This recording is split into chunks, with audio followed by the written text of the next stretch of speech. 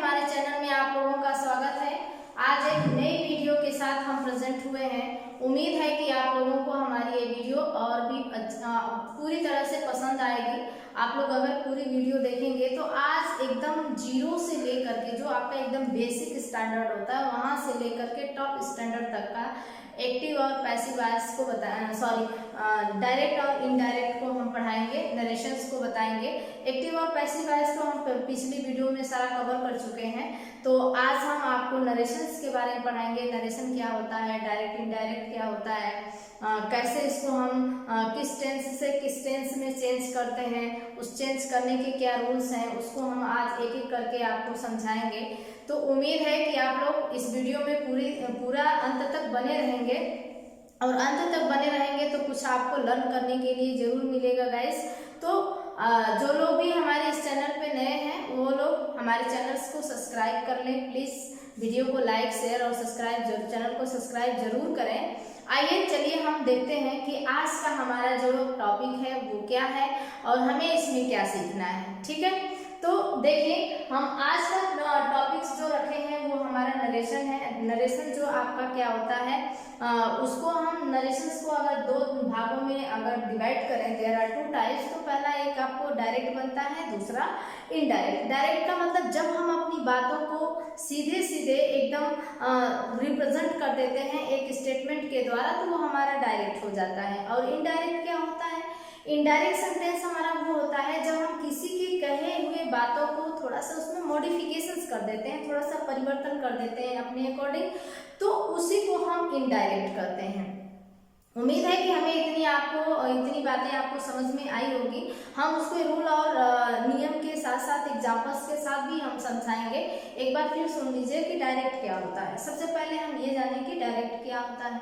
Direct वो होता है जो जब कोई स्पीकर या कोई नरेटर्स जो होता है उसके द्वारा कहे गए स्टेटमेंट को हम सीधे सीधे जो एट इट इज उसी तरह से हम ले लेते हैं, तो वो हमारा डायरेक्ट हो जाता है।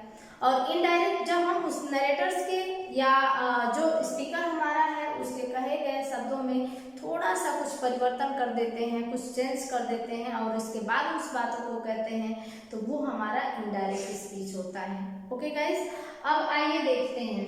तो हमारा हो गया ये डायरेक्ट और ये हो गया इनडायरेक्ट। आपने नरेशंस का वर्ड सुना है, नरेट। एक होता है नरेट मतलब कहानी, जो सुने ना नरेटर, मतलब कहानी को लिखने वाले जो लेखक होते हैं, ऑथर्स होते हैं, उन्हें नरेटर बोला जाता है। तो उसी तरह ये भी नरेट का मतलब क्या होता है, बताना या सुनाना। जब हम किसी के द्वारा कहे गए स्टेटमेंट को बताते हैं या सुनाते हैं तो वही हमारा क्या हो जाता है, डायरेक्ट हो जाता है। ठीक है, ये हमारा डायरेक्ट हो गया। नरेटर का काम होता है गिवन स्पीच, मतलब बताना, बोलना। स्पीकर का काम होता है क्या, बोलना, वक्ता। तो ये हमारा हो जाएगा नरेटर जो है गिवन द स्पीच।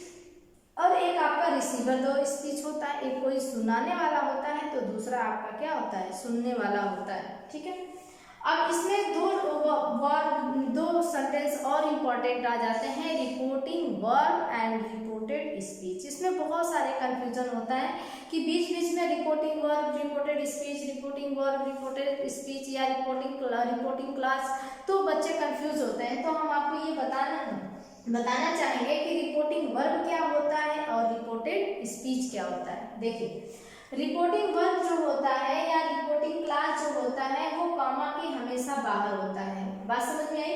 जैसे हमने कहा कि सी सेज टू मी, उसने मुझसे कहा। अब ये एक स्टेटमेंट यहाँ से, एक क्लास यहाँ से यहाँ तक बन गया, तो ये कॉमा के बाहर है। ये आपका, इसको आप रिपोर्टिंग वर्ब भी बोल सकते हैं और रिपोर्टिंग क्लास भी बोल सकते हैं। मेरी बात एक बार ध्यान से और सुनिए, इसे रिपोर्टिंग वर्ब भी बोल सकते हैं और रिपोर्टिंग क्लास भी। आइए लिख देते हैं, इसको हम क्या बोलेंगे, reporting verb and reporting class. आप इसको रिपोर्टिंग क्लास भी बोल सकते हैं, रिपोर्टिंग क्लास। ठीक है, और जो इन्वर्टेड कामास के अंदर है, जैसे कि ये sentence I am your friend, ठीक, ये सेंटेंस जो इसको हम रिपोर्टेड स्पीच कहते हैं। क्या कहते हैं इसको हम, इसको हम रिपोर्टेड स्पीच कहते हैं। ठीक है, कि आप लोगों को इतना समझ में आ रहा होगा। और भी इसके बहुत सारे नियम्स हैं, छोटे छोटे जो रूल्स हैं, मेन रूल्स हैं। एक जनरल रूल्स होते हैं, दूसरा स्टैंडर्ड रूल होते हैं। तो पहले हम जनरल रूल्स की बात करेंगे, इसके बाद देन हम क्या करेंगे, स्टैंडर्ड रूल की बात करेंगे। तो हम बेसिक चीजें आपको बता रहे हैं, सबसे स्टार्टिंग जो एकदम मेन होता है वो हम बता रहे हैं। तो आगे हम पहले ये देखेंगे कि हम किसको किस टेंस को किस टेंस में, किस हेल्पिंग वर्ब को किस हेल्पिंग वर्ब में बदलते हैं। तो चलिए आइए देखते हैं। चलिए अब आपको ये हम बताने जा रहे हैं कि जो हम असर्टिव सेंटेंस हो या इंट्रोगेटिव हो या इंपरेटिव हो या ऑप्टेटिव हो या एक्सक्लेमेटरी, कोई भी सेंटेंस हो, तो उसमें डायरेक्ट को इनडायरेक्ट से चेंज करते हुए हम किस रूल को जो है फॉलो करते हैं। जो हमारा रिपोर्टिंग वर्ब है वो किस में बदलता है और जो हमारा कॉमा है वो किस में बदलता है। तो आइए सबसे पहले हम फॉर्मूले को एक्सप्लेन करते हुए और आपको एक डायग्राम के माध्यम से, एक चार्ट के माध्यम से जो है आपको समझाने की कोशिश करते हैं। पहला है we change only the reporting verb या reported class into the indirect change depend upon the sentence reporting speech.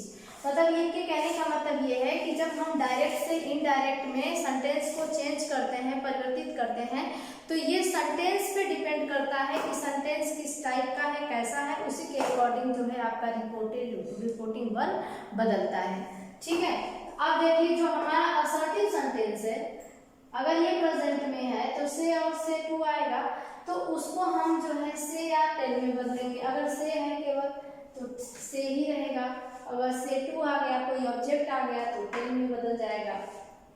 जो कामा लगा होता है, कामा को हटा करके दैट से जोड़ देते हैं। दूसरा है इंट्रोगेटिव सेंटेंस। इंट्रोगेटिव सेंटेंस में बनाते समय से या से टू आए या साइड टू आए, तो से और से टू आएगा, या साइड टू आएगा तो आस्क्ड में बदल देंगे, इंक्वायरीज में बदल देंगे। और जो इसका आपको जो कॉमा है, इस कॉमा को हम दो तरह से चेंज करते हैं, एक इफ या वेदर का। वेदर का यूज हम वहां करते हैं जहाँ पे आपको चॉइस बताई जाती है। जब किसी की चॉइस की बात करते हैं तो वहां पे हम जो है वेदर का यूज करते हैं, और ज्यादातर ये दोनों आपका इफ और वेदर का यूज होता है। हाँ, ये चीज ये भी आपको याद रखना है कि अगर क्वेश्चन वर्ड आता है, इनडायरेक्ट में क्वेश्चन वर्ड आता है, तो हम देन क्वेश्चन वर्ड लिखने के बाद उसको असर्टिव फॉर्म में चेंज कर देते हैं। दूसरा है इंपरेटिव सेंटेंस। इंपरेटिव सेंटेंस को जब हम चेंज करते हैं तो अगर वो प्रेजेंट में है तो से या से टू को हम क्या कर देंगे, command, order, request, advice, suggestions, etc. में हम उसे बदल देते हैं। जैसा सेंटेंस होता है उसके अकॉर्डिंग जो है हम उसको बदल देते हैं। और जो कामा होता है वो टू से इसको ऐड कर देता है, मतलब कामा को हटाकर टू से जोड़ देते हैं। जैसे वहां दैट जोड़ रहे थे, वहां दैट को हटा करके यहाँ टू रख देंगे। फिर एक्सक्लेमेटरी सेंटेंस आ जाइए। एक्सक्लेमेटरी सेंटेंस में भी सेम थिंग होगा। इसमें आपको एक्सक्लेमेटरी के साथ जॉय, फिर exclamatory with serow, exclamatory with grief, मतलब दुख, खुशी, जो चीज आप अनुभव कर रहे हैं उस सेंटेंस में, उसी को आप उसे लिख देंगे रिपोर्टिंग वर्ब चेंज करते समय। इसके बाद आपका लास्ट बचा है ऑप्टेटिव सेंटेंस। जो ऑप्टेटिव सेंटेंस होता है उसको से और से टू को बदलने के लिए हम क्या लगा देते हैं, ब्लेस, कर्स, विश, ये प्रेयर जो भी आते हैं वो ऑप्टेटिव सेंटेंस में आते हैं। और इसको बदलने के लिए जो कॉमा हटाते हैं, तो कॉमा हटाने के बाद दैट का ही यूज फिर कर लेते हैं। तो आइए कुछ ऐसे कीवर्ड हैं जो डायरेक्ट से इनडायरेक्ट बनाते समय उसे आपस में इंटरचेंज करना पड़ता है, जैसे दिस को दैट में, ठीक है, ऐसे जो है दिस को दैट में, एगो को बिफोर में, प्रीवियस डे को नेक्स्ट डे में। तो वो आइए उसको हम देख लेते हैं, उसका चार्ट बना करके आपको एक बार बता देते हैं कि उसे हम कैसे चेंज करेंगे। ठीक है, ये देखिए, चलिए देखिए, आप लोगों को हम जो है एक चार्ट के माध्यम से बता दे रहे हैं कि जब हमारा जो प्रेजेंट टेंस होता है, प्रेजेंट टेंस के जितने भी हेल्पिंग वर्ब होते हैं, मॉडल एक्सिलरी वर्ब होते हैं, उसको हम पास्ट में कन्वर्ट कर देते हैं, पास्ट में चेंज कर देते हैं। तो एक बार मैं एक्सप्लेन भी कर देती हूँ, आप सुने रहेंगे तो ध्यान में रहेगा। देखिए, ये कह रहे हैं all present tenses of the direct speech are change into the corresponding past form of in the indirect, मतलब बातचीत के माध्यम से जब भी हम प्रेजेंट टेंस का इनडायरेक्ट बनाएंगे तो उसको हम पास्ट में कन्वर्ट कर देंगे। जैसे इज एम जो है वॉज में चेंज होगा, आर आपका वर में चेंज होगा, हैज हैव हैड में चेंज होगा, कैन कुड में होगा, मे माइट में होगा, शैल शुड में होगा, विल वुड में होगा। और ये भी आपको ध्यान देना है कि वुड, शुड और माइट, अगर ये मॉडल ऑक्सिलरी वर्ब अगर आपका आता है तो नो चेंज, इसमें कोई परिवर्तन नहीं होता है। कुड और आउट टू, यूज टू, ये भी जो है इस मॉडल ऑक्सिलरी वर्ब का चेंज नहीं होता है इनडायरेक्ट बनाते समय, वो वैसे के वैसे ही रहते हैं। मस्ट का हैड टू हो जाता है, मस्ट की जगह पे हैड टू का प्रयोग करते हैं। ये बहुत ही की पॉइंट है, ये बहुत ही इंपॉर्टेंट है जानना। अगर ये आप नहीं समझ पाएंगे तो देन आपको जो है डायरेक्ट से इनडायरेक्ट बनाने में बहुत सारे जो है प्रॉब्लम फेस करने पड़ेंगे, अर्थात आप नहीं वहां तक पहुंच पाएंगे जो चीज करना है। तो इसलिए मैं पहले ही चार्ट प्रोवाइड कर दे रही हूँ ताकि इस चार्ट के माध्यम से जो है बच्चों आप अपने रिविजन्स को और अपनी स्टडी को और बेहतर बना पाएं। आइए हम टेंस का भी चार्ट आपको प्रोवाइड करते हैं, टेंस के बारे में भी बता देते हैं कि किस टेंस को किस टेंस में कन्वर्ट करते हैं। तो आइए चलिए देखते हैं। चलिए देखिए, दूसरा चार्ट हम आपको बताने जा रहे हैं कि एक टेंस को दूसरे टेंस में कैसे हम चेंज करते हैं। देखिए, while changing the direct speech into the indirect word showing the nearest or the generally change into the word showing the distance, मतलब जो पास के सेंटेंस वर्ड होते हैं या डिस्टेंस को शो करने वाले वर्ड होते हैं उनको हम जब डायरेक्ट से इनडायरेक्ट में चेंज करते हैं अकॉर्डिंग टू अवर सेंटेंस, तो कुछ ऐसे कीवर्ड आते हैं जो उनको हम उसके हिसाब से चेंज करते हैं। तो आइए देख लीजिए इसको भी। अगर डायरेक्ट स्पीच में दिस और दीज आता है तो दिस को दैट में बदलते हैं और दीज को दोज में बदलते हैं, ठीक है। हेयर और देयर, हेयर और देयर वर्ड आते हैं, देखिए यहाँ हेयर है तो ये देयर में बदल जाए, देखिए हेयर जो है देयर में बदलेगा और हीथर को है दीथर में बदल देंगे, ठीक है।